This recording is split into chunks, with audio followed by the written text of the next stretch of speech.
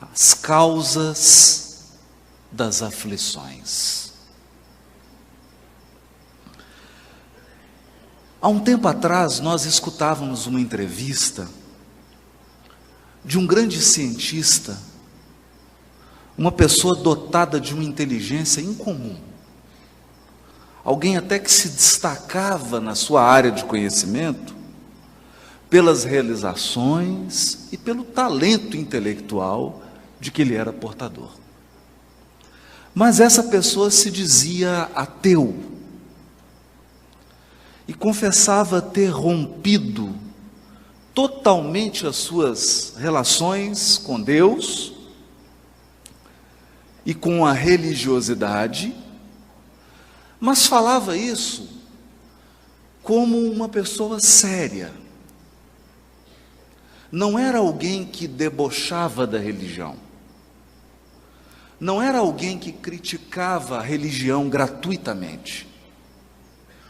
Era alguém que de fato havia vivido uma experiência profundamente dolorosa, que deixara marcas e cicatrizes na sua alma, e que então, nas suas reflexões, utilizando aquilo que a sua inteligência podia dispor naquele momento, tomara a decisão de romper com tudo que dizia respeito à religiosidade e espiritualidade. E quando perguntado do porquê, por que ele rompeu com a religião, ele disse de maneira muito sincera: rompi porque a religião não explica a dor. E se há um Deus, se de fato existe um Deus, Ele não poderia permitir certas dores que ocorrem com algumas pessoas. A sua fala, então, era quase que um desabafo. Era quase que um pranto de alguém magoado com a vida, de alguém que de fato sofrera um golpe muito profundo e muito duro da vida e que se fez uma pergunta: se Deus verdadeiramente existisse, por que Ele permitiu que isso acontecesse comigo? Essa talvez seja a grande questão da humanidade, e não tem como fugir dela. Nós podemos talvez dar respostas provisórias, superficiais, mas chega um momento em que cada um de nós passa por uma situação de perda, de dor, de sofrimento, e então surge essa pergunta. Em muitos até mesmo uma dúvida, em outros até uma crise de fé, uma crise existencial. Por quê? Se a dor fosse uma safra de soja, parece que Deus distribuiu os grãos de modo desigual. O certo é que quando nós examinamos a vida, do berço ao túmulo, parece que alguns receberam uma cota maior de sofrimento, ao passo que outros, uma dose mais generosa de felicidade e de sorte. Outro ponto que nos chama a atenção é que algumas pessoas,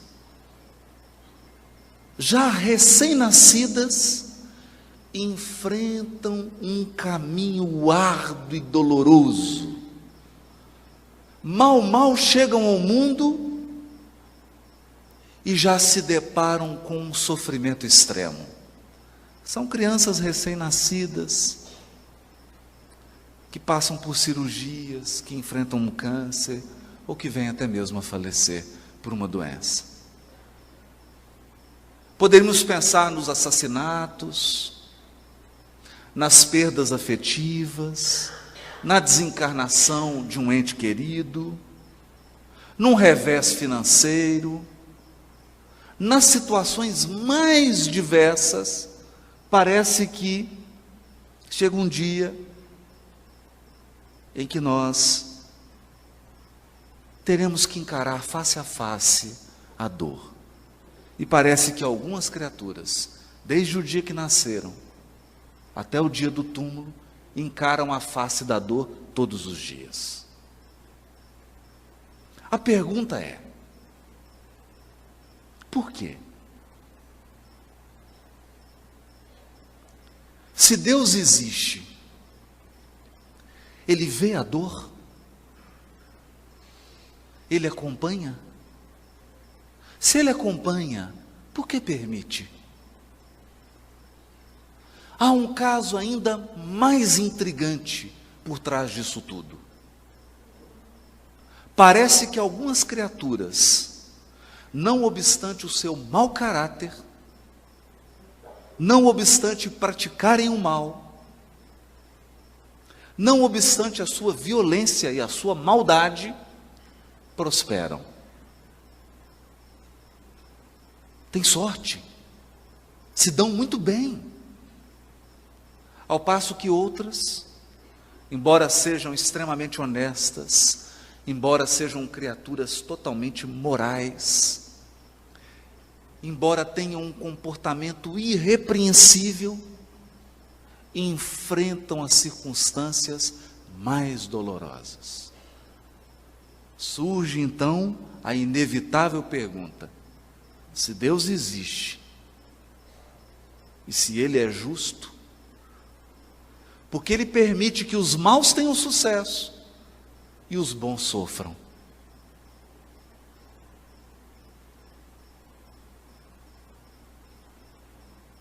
Algumas respostas foram dadas a essas perguntas,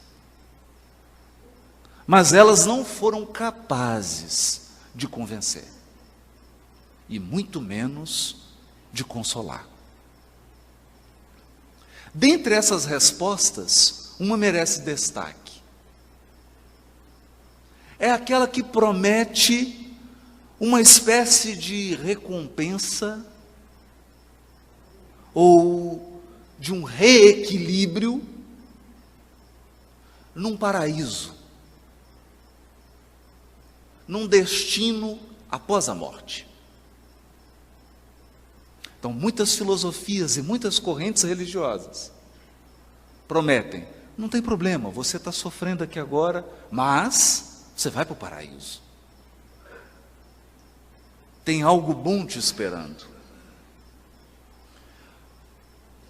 Mas essa resposta não convence totalmente, porque parece que o preço da passagem não é igual.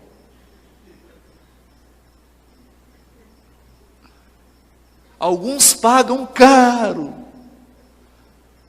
para entrar nesse trem que conduz ao paraíso. Sofrem desde o nascimento. E outros têm uma vida normal e vão para o paraíso, para o mesmo hotel. 5 estrelas, igual. Onde estaria a justiça de Deus?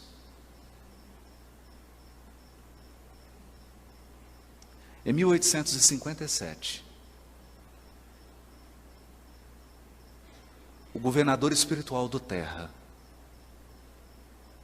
delibera que enviaria ao mundo o Consolador prometido, cuja missão seria esclarecer a mente humana e consolar os corações que sofrem. Como? Dando explicações racionais, claras, diretas, objetivas, amplas, e proporcionando aos seres que enfrentam sofrimento em suas vidas, uma sensação real e profunda de que eles não estão sozinhos. São acompanhados, são amparados por outros corações que muito os amam.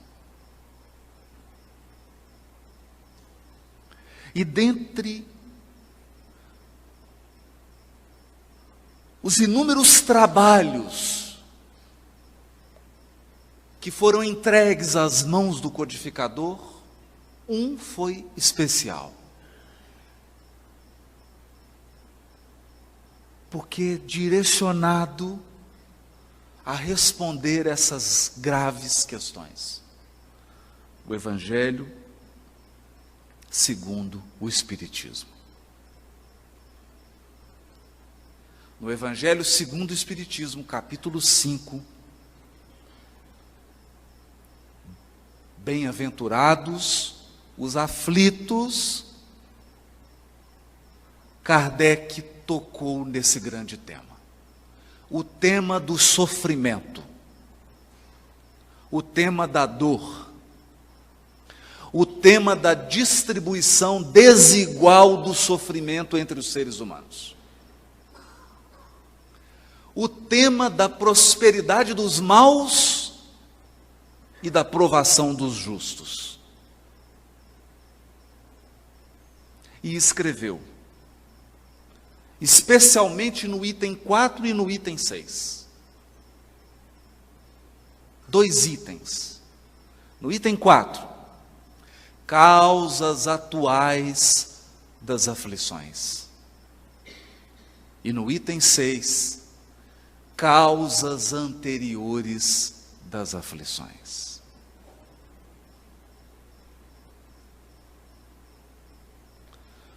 Como se tivéssemos 2 grandes celeiros para fazer a colheita.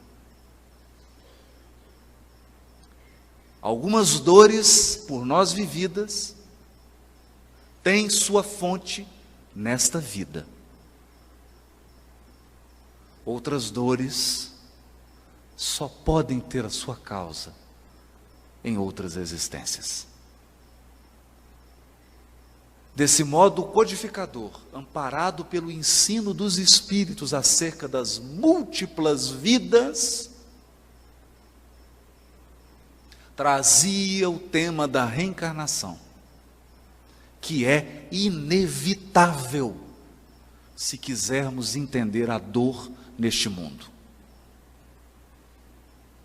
Mas vamos começar pelo primeiro, e com a palavra Kardec.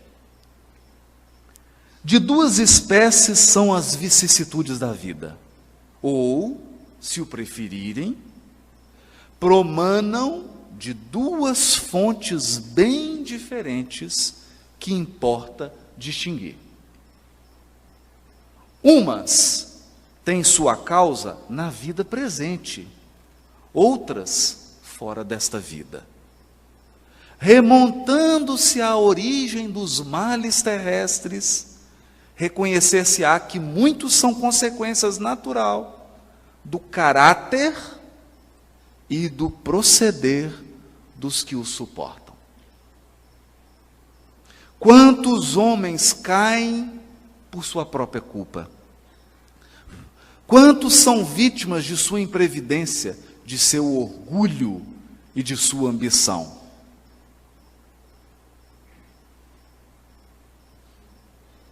Aqui, colocava Kardec um marco para a nossa reflexão.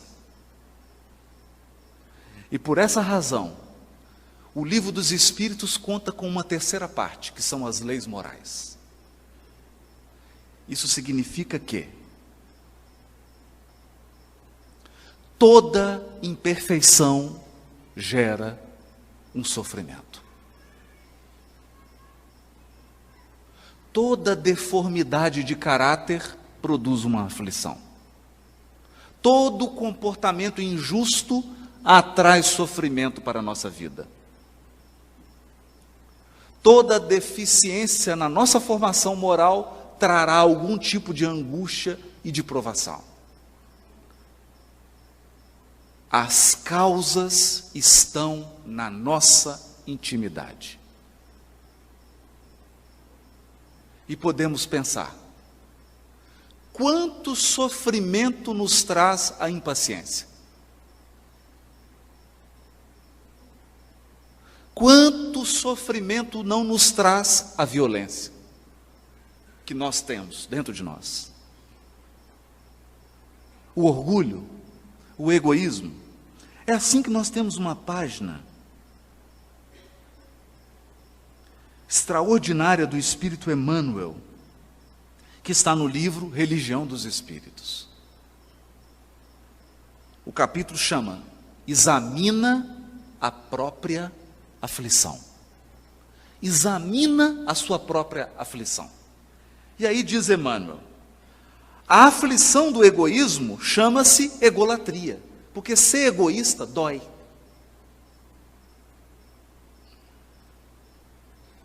A pessoa pode pensar que não, mas sofre. Sofre por quê? Porque a felicidade está em compartilhar, não está em usufruir sozinho.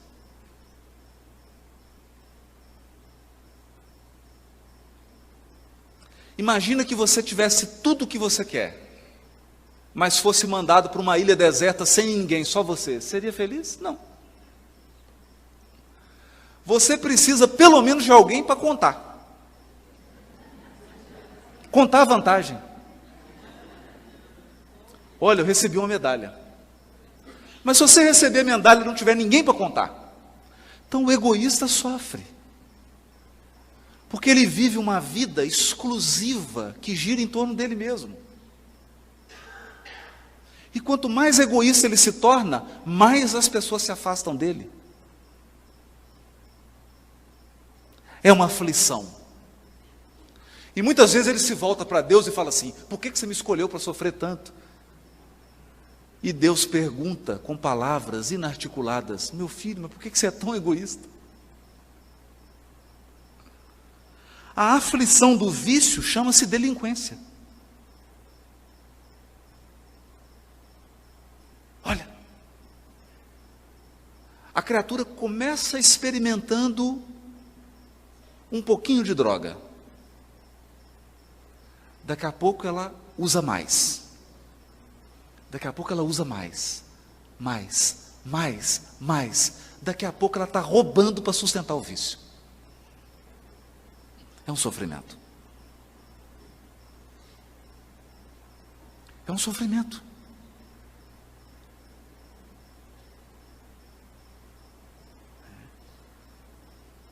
A aflição da agressividade chama-se cólera.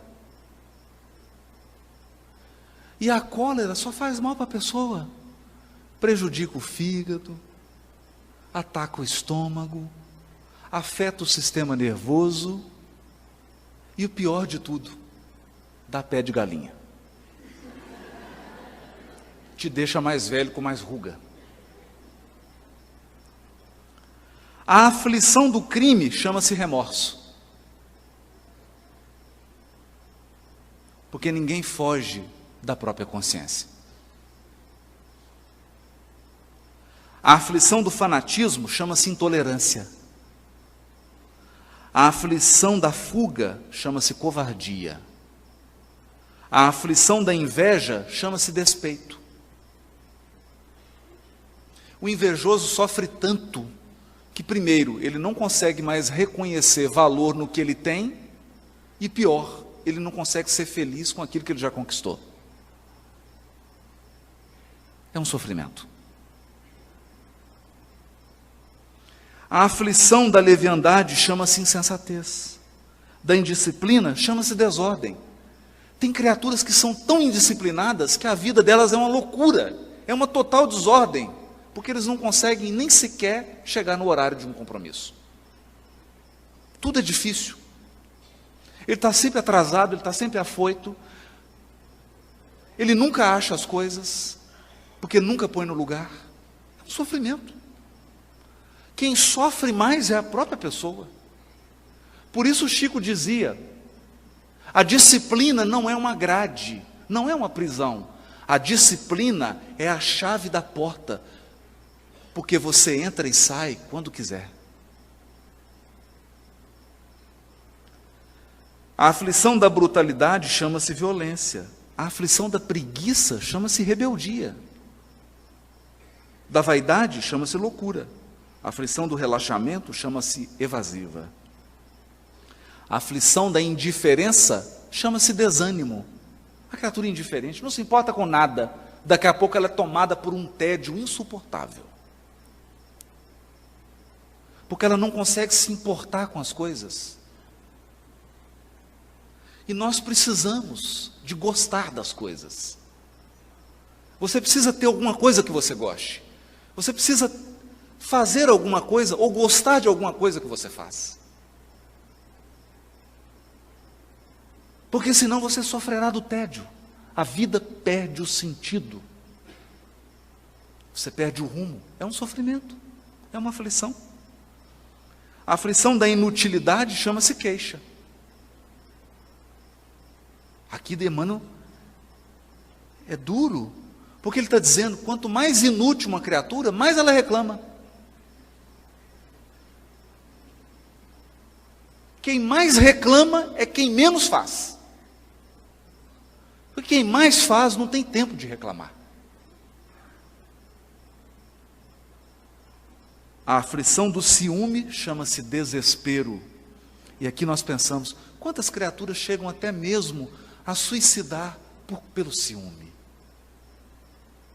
É um sofrimento terrível. A aflição da impaciência chama-se intemperança. Porque quem é impaciente perde a medida. Perde a medida. Exagera em tudo. A aflição da sovinice chama-se miséria. Chama-se miséria. Sovinice é pão duro. Estou traduzindo aqui o Emmanuel. Porque quanto mais sovinice tem uma criatura, mais ela se impõe uma vida de restrição.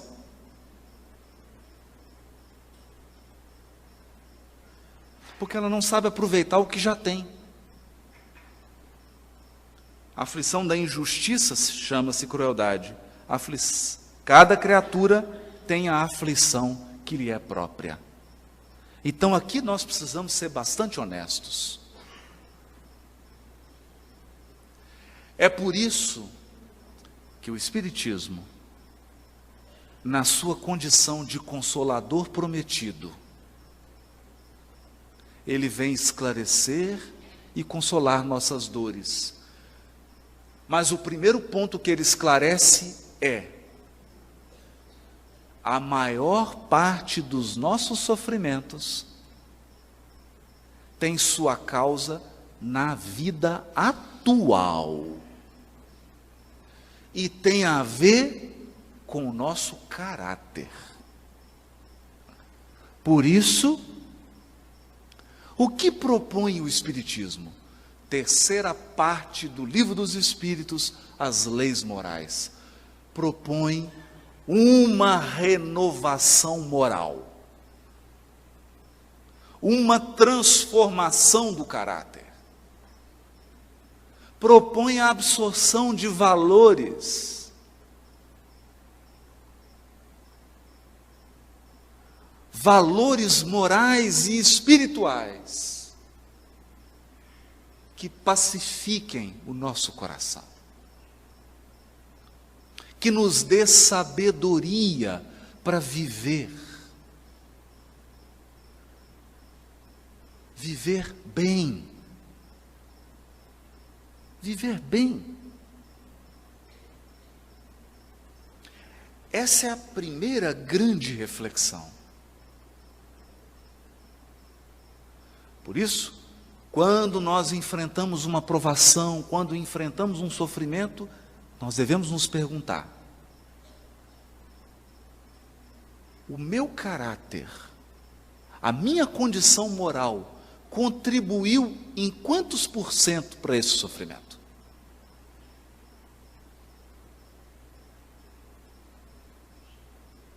Contribuiu em quê? Em quê? Por isso Kardec chegou a escrever no livro que fez aniversário esse ano. O livro O Céu e o Inferno. Tem um item chamado Código Penal da Vida Futura. E é um artigo interessante de Kardec, porque ele numera e ele explica assim: para cada imperfeição moral que nós temos, há um sofrimento. Cada imperfeição que nós trazemos gera um sofrimento. Então vamos começar por alguns exemplos simples. A pessoa que é desatenta e indisciplinada é uma imperfeição. É uma imperfeição. Então ele tem que chegar no trabalho 7 horas, ele acorda 5 para 7.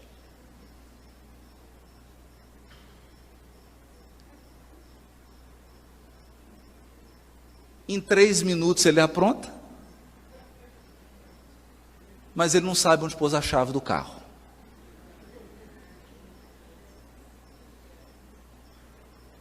E quando ele sai faltando meio minuto para chegar, porque ele esqueceu que são 20 quilômetros, ele reclama que esse mundo não dá para viver, porque tem trânsito. É um sofrimento. E a criatura já começa o dia amarga. Então ela já chega mal. Quando ela chega no trabalho, bom dia. Não, bom, só se for o seu, porque o meu... Mas, se ela aplica os ensinos morais do Espiritismo no seu coração, não no coração da esposa, nem no coração do marido, muito menos no coração da sogra, no seu próprio coração. Se ela aplica no seu próprio coração, o que ela faz? Escolhe um lugar só para colocar a chave do carro. Então ela anota, põe um bilhetinho assim, chave do carro. E só coloca ali, porque aí não vai perder. E acorda antes, com o tempo de sobra, para acordar, tomar um café, em paz, fazer a sua prece, pegar a chave que vai estar sempre no mesmo lugar, e chegar tranquilo. Então, nós estamos dando um exemplo simples. Simples. Mas que pode ser aplicada a toda a vida. A verdade é que um dos temas que mais geram aflição na nossa vida, que são os relacionamentos, a maioria deles, a maior parte das aflições, são consequência das nossas imperfeições morais.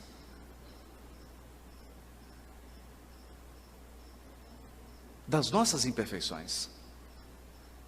Por isso há algo que me chama bastante atenção nos jesuítas. Os padres jesuítas. Eles têm um hábito que é muito curioso. Chega no final do ano, eles dividem, naquela comunidade em que eles trabalham, grupos de 5, 10 pessoas. E aí aplicam um amigo oculto. Como é que é o amigo oculto deles? É assim. Por exemplo, são 5 pessoas. Cada um tem que fazer uma lista com 10 virtudes e 10 defeitos dos seus companheiros. Então são 5 pessoas, você tem que fazer 4 listas. Para as 4 pessoas, você vai listar as virtudes e os defeitos dela. Então você escreve 4 listas, e portanto você vai receber 4 listas. Né? Quando você recebe as suas listas, são as pessoas que convivem por você. Não está identificado, não pode identificar. Aí você fala, não, eu não tenho esse defeito. Está tendo algum equívoco. Embora esse defeito apareça nas 4 listas, não é possível que eu tenha esse defeito. Embora ele seja o primeiro das 4 listas. Nós não enxergamos. Não enxergamos. Mas é comum também não enxergarmos as qualidades. Oh, mas eu não sabia que eu tinha essa qualidade. Tem uma técnica interessante, mas cuidado para aplicá-la em casa. Isso pode gerar alguns problemas de relacionamento. É uma boa técnica, porque nós vamos percebendo aqueles elementos da nossa personalidade que geram muito sofrimento. Bom, eu vou dar um último exemplo para nós passarmos para outra parte. As causas anteriores das aflições. Mas antes gostaríamos de falar ainda um último caso das causas atuais das aflições. Hoje, toda vez que nós ligamos a televisão no jornal, alguém foi preso.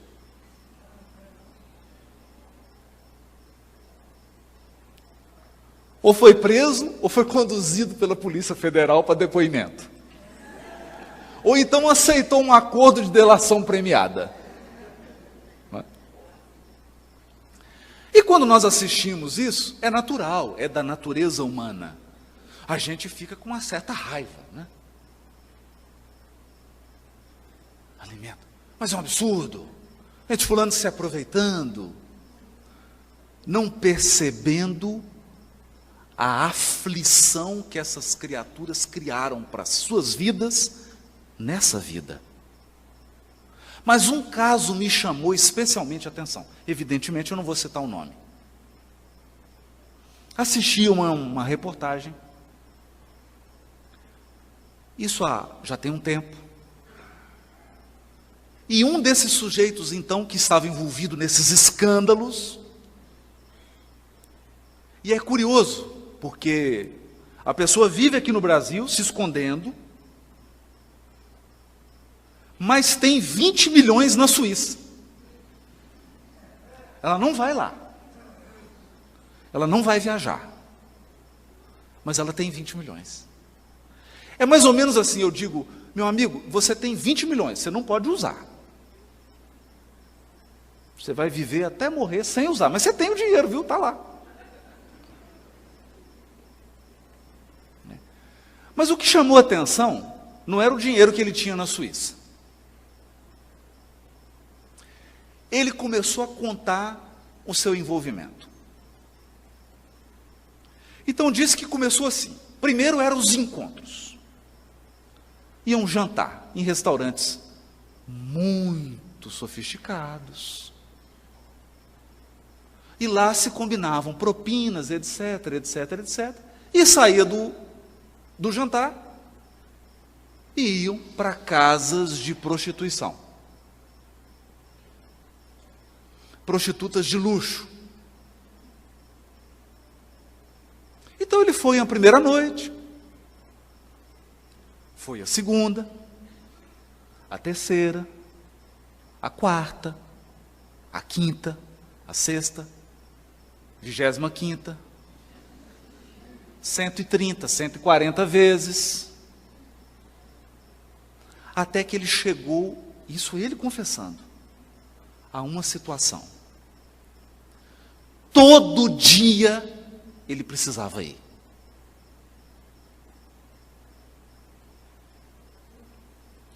Imaginem, mas ele não contava isso como uma vantagem.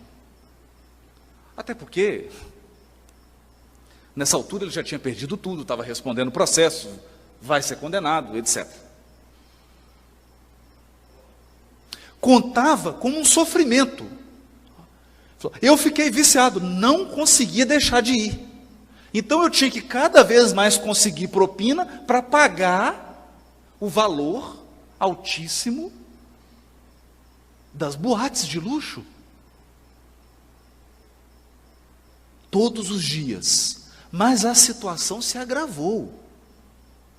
Porque é assim, o mal, ele é exponencial. Primeiro ele começa inocente, daqui a pouco você está completamente preso na teia. Chegou um momento que ele não só tinha que ir todo dia,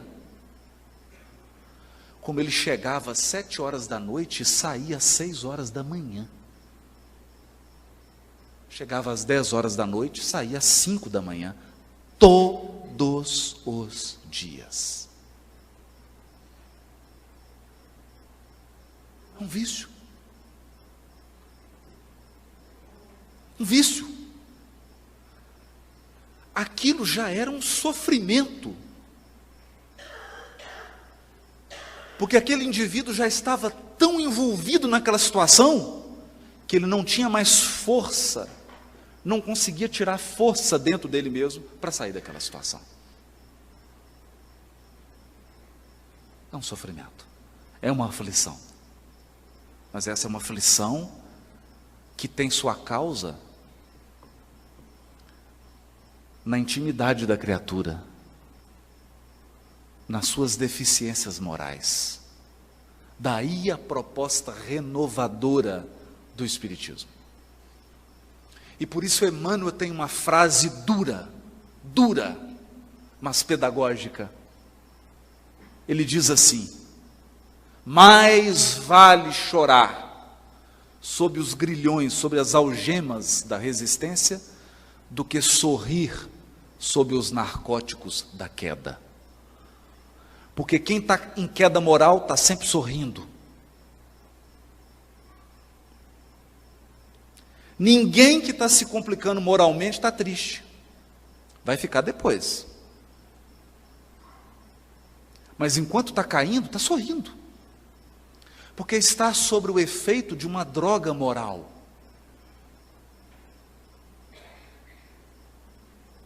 As consequências virão depois. Essa é uma reflexão profunda. Profunda. E daí o papel transformador do Espiritismo. Mas para isso, diz Kardec no capítulo Sede Perfeitos, de O Evangelho segundo o Espiritismo.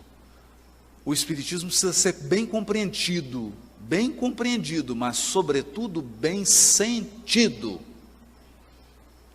Porque se ele não entrar no nosso coração, ele não faz a obra renovadora que está proposta. Não consegue. Mas, continua Kardec no item 6 do capítulo 5, Bem-aventurados os aflitos. Mas, se há males nesta vida cuja causa primária é o homem, outros há também aos quais, pelo menos na aparência, ele é completamente estranho, e que parece atingi-lo como que por fatalidade. Tal, por exemplo, a perda de entes queridos, a perda daqueles que são o amparo da família, tais ainda os acidentes que nenhuma previsão poderia impedir, os reveses da fortuna que frustram todas as precauções aconselhadas pela prudência, os flagelos naturais, as enfermidades de nascença, sobretudo as que tiram a tantos infelizes os meios de ganhar a vida pelo trabalho, as deformidades, a idiotia, o cretinismo, etc. Todavia, por virtude do axioma, segundo o qual todo efeito tem uma causa, tais misérias são efeitos que hão de ter uma causa. E desde que os efeitos, precedendo sempre a causa, se esta não se encontra na vida atual, há de ser anterior a essa vida, isto é, há de estar numa existência precedente.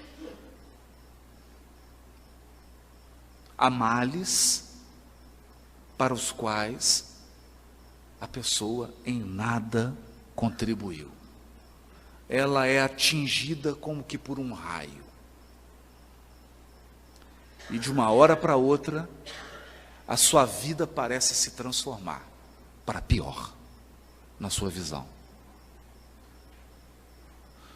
E ela enfrenta de um momento para o outro um sofrimento incrível.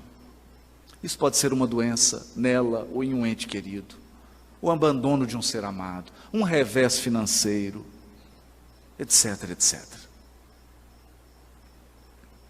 Por mais que ela tenha agido com toda prudência, com toda seriedade, com toda honestidade, aquilo não foi suficiente para poupá-la daquele sofrimento que parece chegar gratuitamente. É aí então que o Espiritismo apresenta a sua mais alta dose de consolação ao espírito humano, dizendo: nós não somos o resultado de uma só vida. Uma só vida é insuficiente para explicar a vida. É pouco tempo para você gostar tanto de uma pessoa quando você encontra com ela pela primeira vez. É pouco tempo para você gostar tão pouco de alguém quando encontra com ela pela primeira vez. É pouco tempo, uma vida, para você ter um dom ou uma habilidade que às vezes são necessárias várias vidas para conquistar. Uma vida é pouco.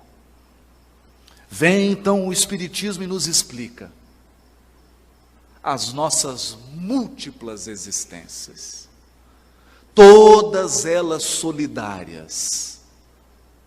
Então, a nossa vida é como uma novela. Cada existência é um capítulo. Ou, se preferirem, um seriado. Cada existência é um episódio.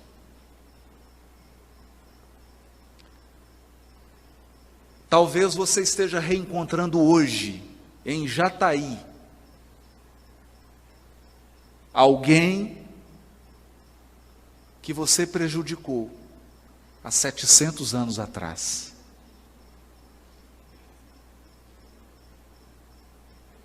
Talvez você esteja reencontrando hoje, na fila do banco, alguém com o qual você construiu uma história belíssima há 1500 anos atrás. Talvez hoje você esteja vivendo uma situação de dor para a qual você foi preparado há 2000 anos e só agora você tem condição de suportar.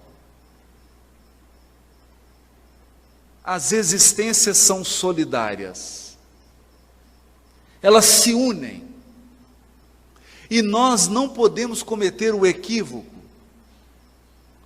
de avaliar uma criatura pelo corpo. Você olha uma criancinha de 2 aninhos de idade, fala, mas ela só tem 2 aninhos, é porque você está olhando apenas para o corpo. Há ali um espírito imortal, herdeiro de centenas e centenas de existências, cheios de experiências boas e ruins, com imperfeições e com virtudes, com habilidades e com inabilidades, e que nasceu com um propósito. Com um propósito. É aí que nós nos lembramos do livro Ceifa de Luz, capítulo 27, também psicografado por Chico Xavier,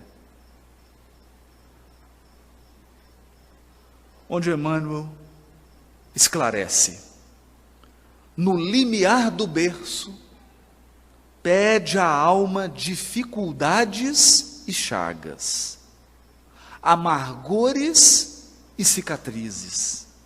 Entretanto, recapitulando de novo as próprias experiências no plano físico, torna a concha obscura do egoísmo e da vaidade, enquistando-se na mentira e na delinquência. Aprendiz recusando a lição, ou doente abominando o remédio. Em quase todas as circunstâncias, o ser humano persegue a fuga que lhe adiará indefinidamente as realizações planejadas. Porque nenhum de nós nasce sem um planejamento. E esse planejamento é simples. Tornar-se melhor quando você for embora do que você era quando chegou. Isso implica eliminar imperfeições e vícios. E muitas vezes, para eliminar essas imperfeições e vícios, ou débitos, você terá que passar por aflições.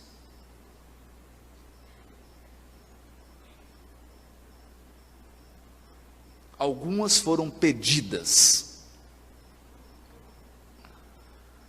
A gente costuma até pedir demais antes de encarnar.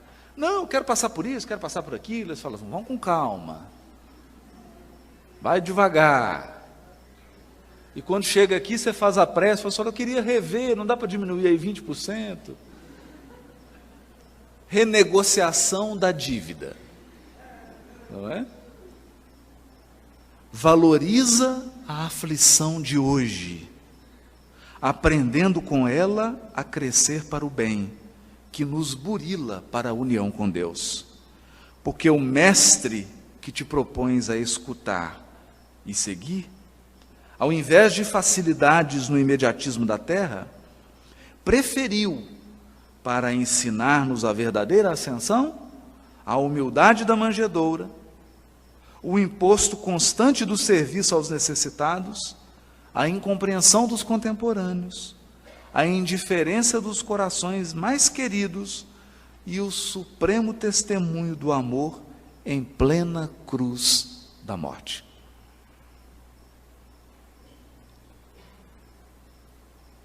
A verdade é que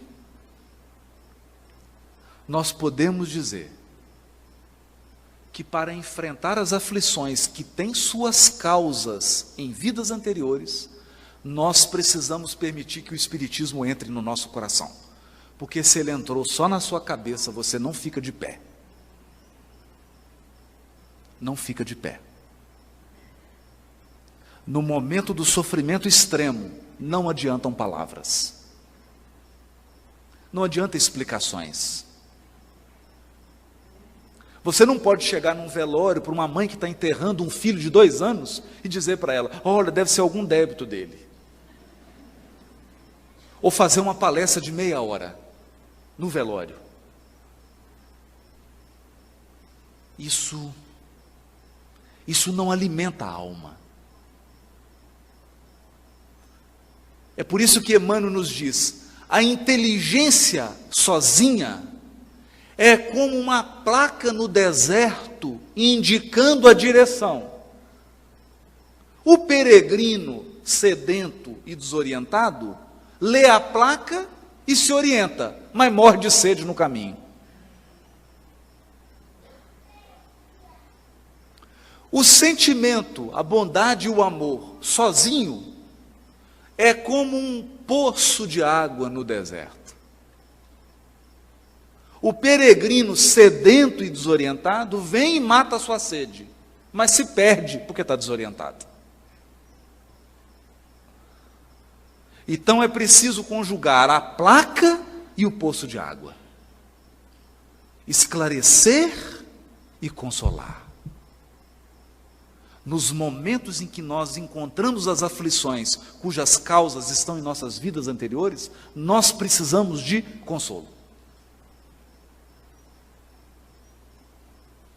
Precisamos de alimento para o coração.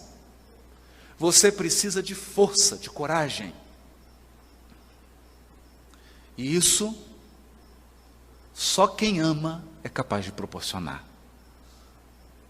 Em alguns casos, somente a prece. E aqui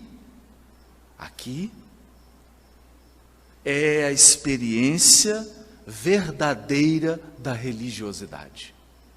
É por isso que muitos abandonam a religiosidade quando são defrontados pela dor.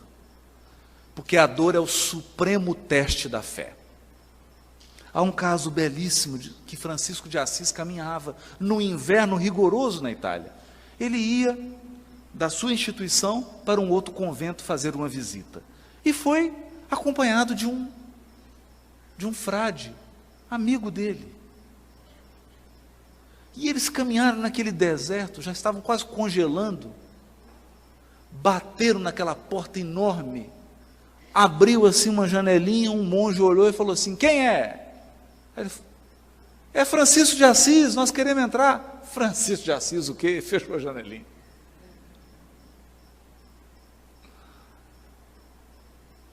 O monge que estava do lado de Francisco de Assis sentou na neve e começou a chorar. Agora nós vamos morrer. E Francisco de Assis começou a pular, ia cantar, ia brincar com a neve. Ele falou assim, ficou doido.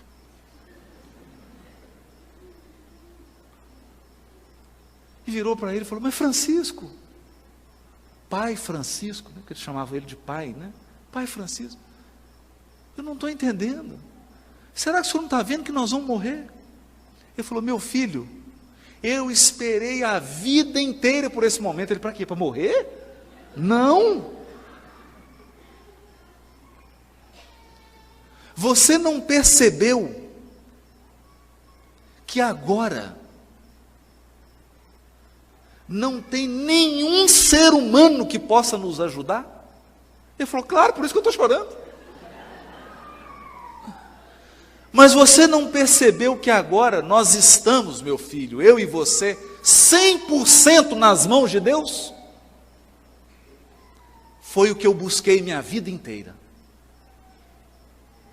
Nós estamos agora 100% nas mãos de Deus.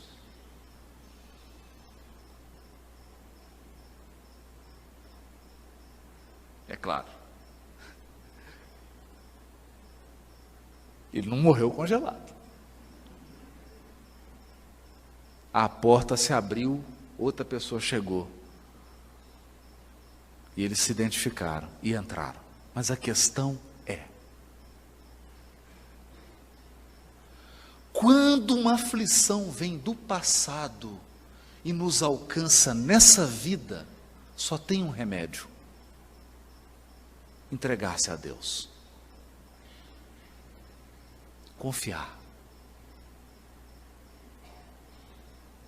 Confiar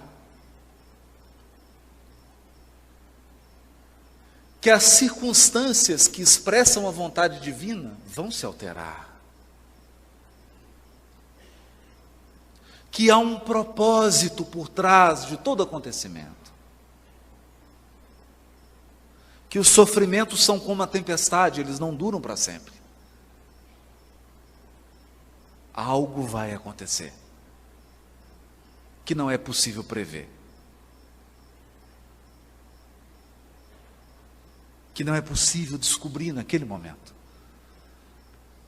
Então é preciso confiar, porque fé não é acreditar. Não é acreditar. Porque se fé fosse acreditar, você não brigava com Deus quando você está sofrendo, não é?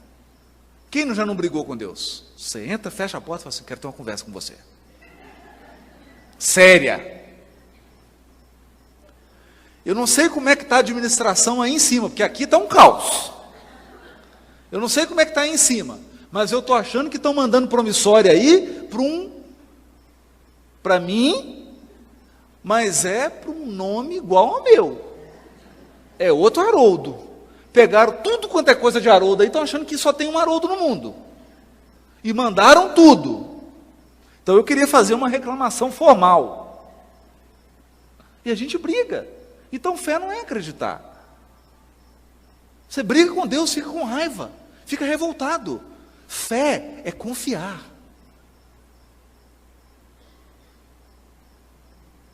É confiar. Então fé significa, e é esse o grande ensinamento que a doutrina espírita nos traz, porque ela nos traz uma fé que não é uma fé cega, não é um confiar como se fosse uma criança, é uma fé raciocinada. Você confia porque tem pelo menos uma base. Você não sabe o porquê. Qual que é a razão exata daquele sofrimento que você está passando? Mas você sabe que tem uma razão. Você sabe que existe uma lei divina. Você sabe que existem múltiplas existências e que elas são todas solidárias.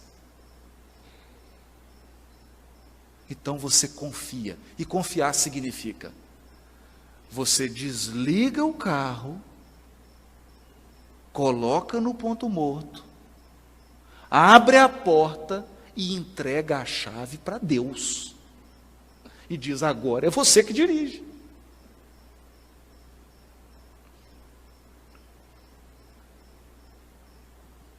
Está nas suas mãos. Eu confio. Essa é a fé que remove montanhas. Essa é a verdadeira experiência de religiosidade. Isso é religião de verdade. O resto é treino.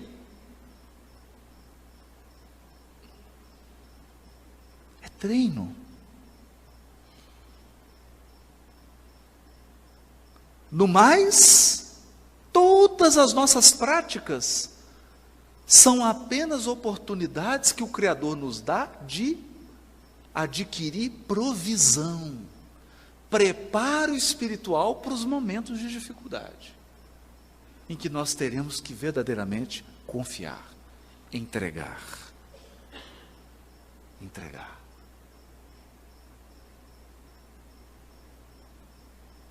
E assim,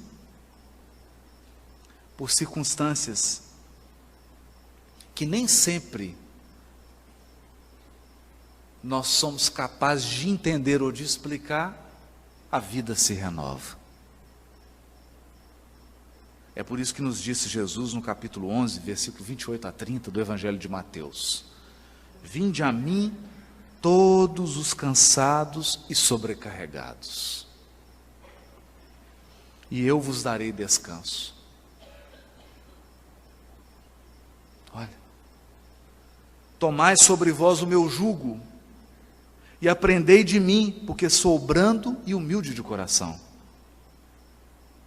e encontrareis descanso para vossas almas, pois o meu jugo é suave e o meu fardo é leve.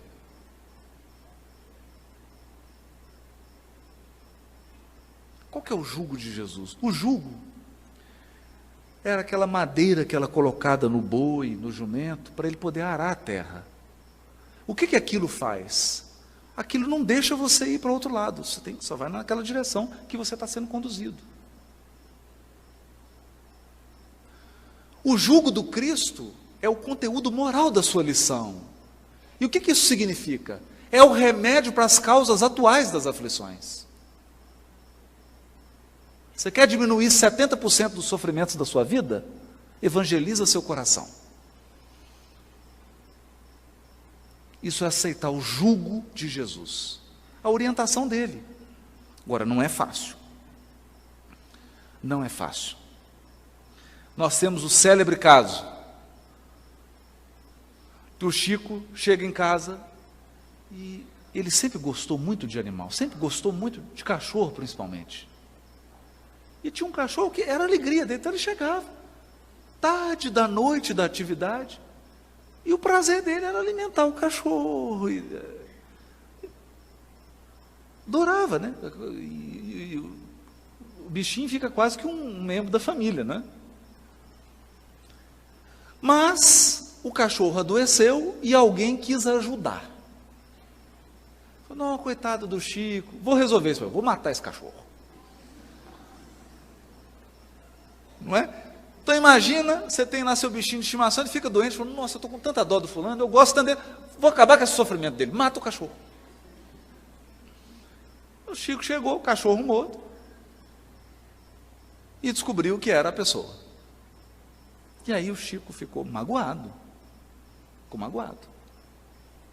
E o tempo passou, e a mágoa ficou ali no coração. Até que um dia Emmanuel chamou ele, falou, olha Chico, temos que conversar uma coisa séria.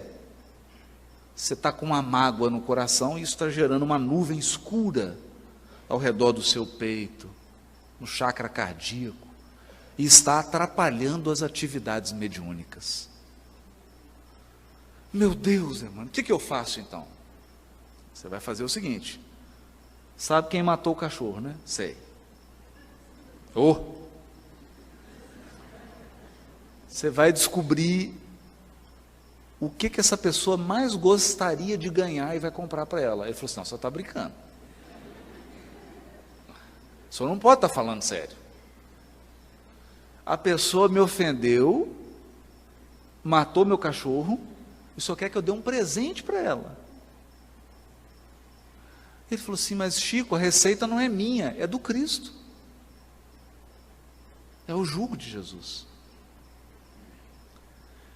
E aí o Chico foi descobrir o que a pessoa queria ganhar. Era uma máquina de costura, caríssima. O Chico teve que comprar a máquina de costura, dar de presente, parcelou em 4 reencarnações a máquina. Porque ganhava muito pouco, a máquina era uma fortuna, várias vidas pagando a máquina. Na hora que ele entregou a máquina, a pessoa ficou tão feliz que saiu uma luz do peito dela e eliminou toda a sombra que estava no peito do Chico. Nessa hora o Emmanuel apareceu e falou assim, viu Chico, a receita é do Cristo, perdoa, é o jugo,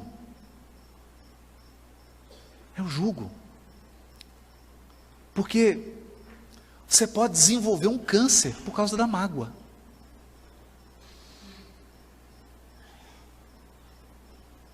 A pessoa que te prejudicou, ela vai continuar vivendo, porque o acerto dela é com a lei divina. Mas e você?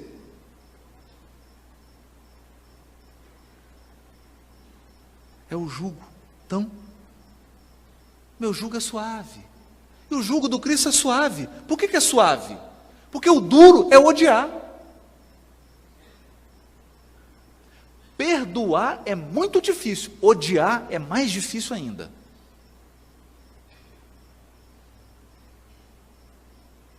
Então, alguns dizem assim, você quer vir com uma pessoa nas próximas 20 encarnações?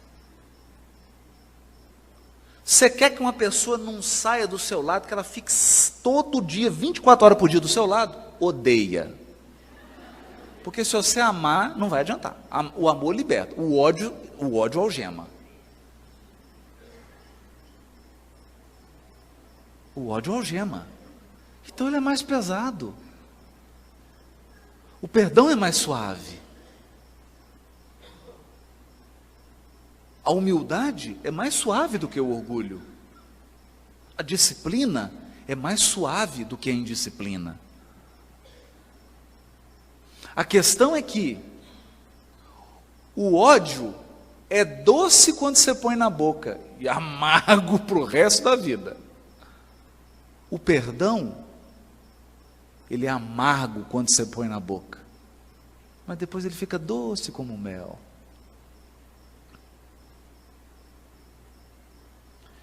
E o fardo do Cristo é leve.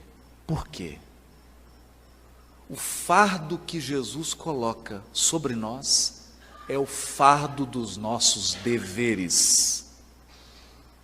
Dos nossos deveres. E quem cumpre o dever se liberta. Quem aceita as aflições está iluminando os caminhos futuros. Por isso que é leve. é leve. Vale mais cumprir os deveres, aceitar com humildade, como Jesus diz, com brandura e humildade, as aflições que nos chegam, do que rebelar-se e multiplicar as aflições.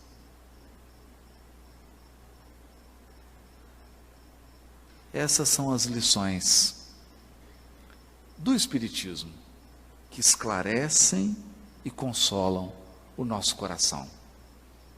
Mas uma coisa é certa: em nenhuma das aflições que nós passamos na vida, se nós tivermos a humildade e a brandura suficiente, nós sentiremos a presença dos seres espirituais que nos amam profundamente ao nosso lado. Nos momentos mais difíceis da vida, nós sentimos a presença mais intensa desses corações. Mas é preciso brandura e serenidade para perceber a presença deles. Nenhum de nós está enfrentando as suas aflições sem o amparo.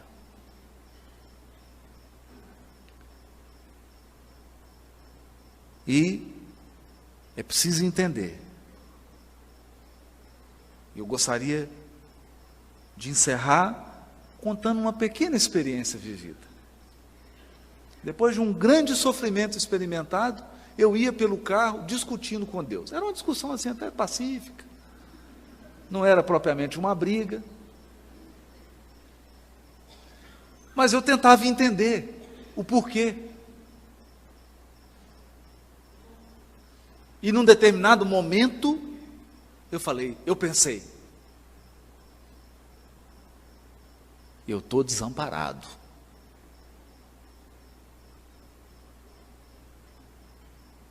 Mas eu estava seguindo, ia fazer um estudo, e eu estava seguindo por um caminho que até o carro já sabe de cor. Quer dizer, de olho fechado eu vou. Não é que eu errei. Tinha que virar para a esquerda, eu prossegui. Quando eu percebi, eu entrei num beco, era de noite. E eu achei estranho, porque a rua foi estreitando, quando eu vi não passava o carro. E eu tive que voltar 1,5 km de ré. Para depois que eu voltasse do beco, voltasse para a avenida, tentar jogar no celular para achar, porque eu fugi completamente do caminho, e aí eu entrei por uma questão do bairro lá, que eu já não sabia como sair. Na hora que eu estava dando ré, eu só percebi nitidamente, como se alguém me dissesse: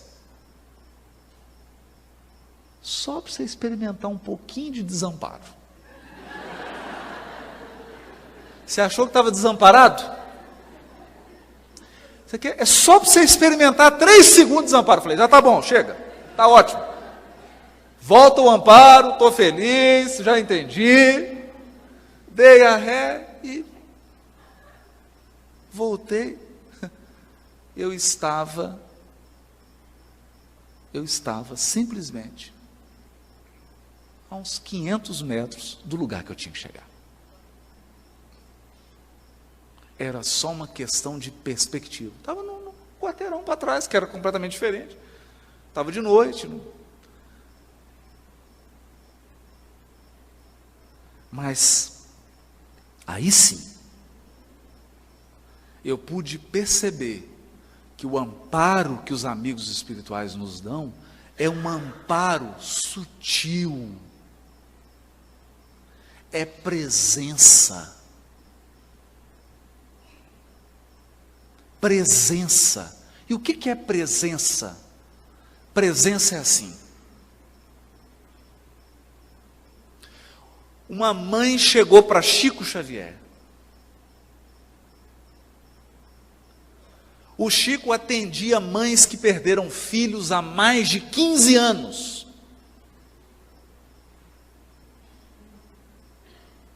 Naquela noite ele já deveria ter atendido mais de 200 mães. Todas perderam filho.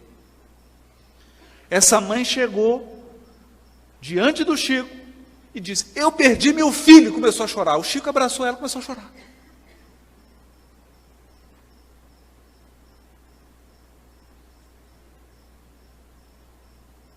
E ficou todo mundo falando: não é possível.